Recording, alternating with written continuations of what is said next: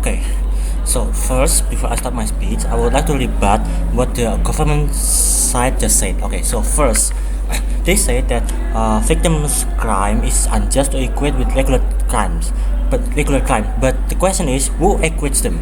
They may not deserve to be put in jail like regular crime, but it is also wrong to decriminalize them. Criminal stigmatization has to be changed instead of decriminalizing it fully, and it will be explained more in A2. And then they say that people would trust government more because they are rehabilitating victims crime offender.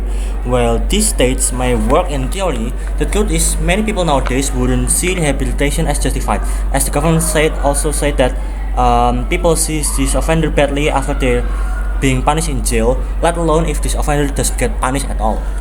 Alright, so I would like to start my speech, but first I want to clarify that this motion debate whether this house should or should not decriminalize victims' crime, not about not to debate whether we should or shouldn't we punish those victims' crime, but we are debating about the criminalization process itself that we're considering about, and then we won by proving first how decriminalizing victimless crime is the actual unjust action, and the second how decriminalizing victimless crime may bring more problem instead of betterment. And then move on to my setup. First, let's start about the concept of criminal. As the name suggests, it is someone who does crime. It is someone who disobeys the law that is stated by the government for its nation, whether it's a small crime, in this case victimless crime, and a big crime, etc. And then, what about victimless crime? It is simply a crime where the criminal doesn't make any other victim, doesn't make any other people their victim. It's basically a crime that lands by themselves. For example, prostitution, gambling, drug consumption, etc. By the concept of decriminalizing crime, it means turning something that was once a crime into not a crime action. Well, this concept might help removing the bad stigmatization of the offender of a certain crime. In this case, victimless crime.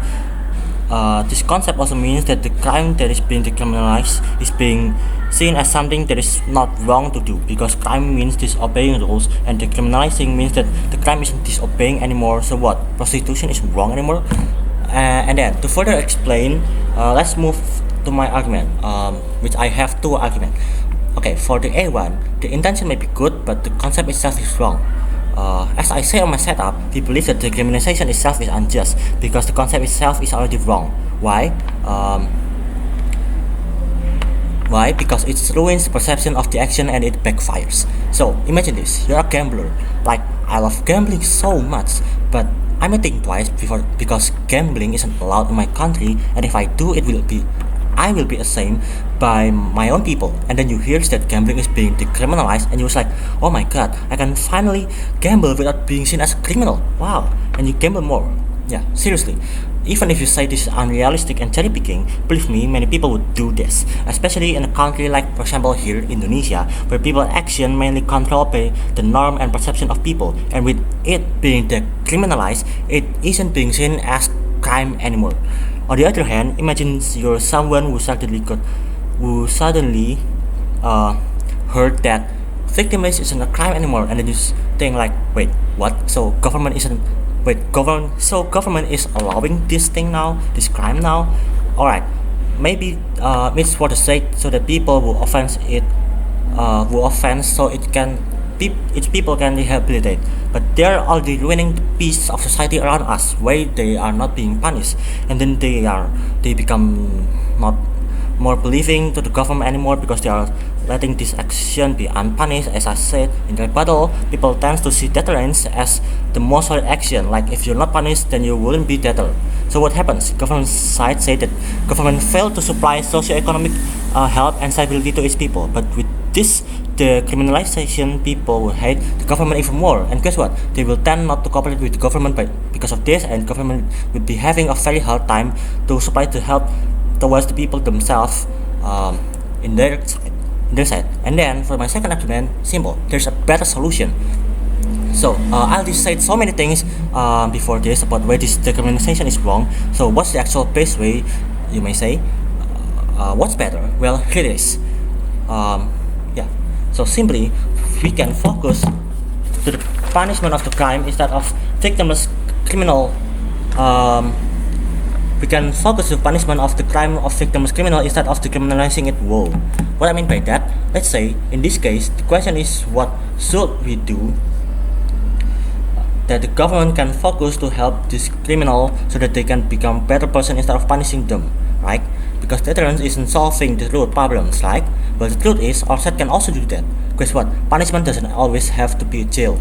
Instead, the crime can also be solved with rehabilitation, etc., etc. So, offset can also claim the benefit of the government side that states that the government is focusing on rehabilitating society, not focusing to create jail facility, and instead can focus to help the socio economy and things like that.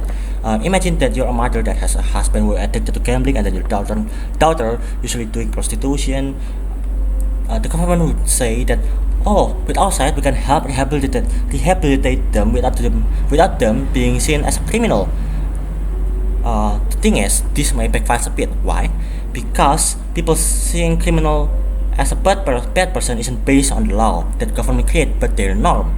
Yes, it's not by the government that convinces people, but it's a generational perception that's being taught from mother to son, teacher to student, etc. Things like that. In the end, well, our side can also give rehabilitation. We're seeing them as a crime offender who shouldn't be judged in our side, but instead be fixed. The government side is gonna be filled with hatred since people would see those rehabilitated as unpunished, because again the norm suggests people that there should be action that is labeled as something that isn't right to do, and it is the way to make people change their way, and being labeled as a criminal alone is convincing them that this crime offender are gonna be taken care by the government, which comforting society, and that's why our side would oppose. Thank you.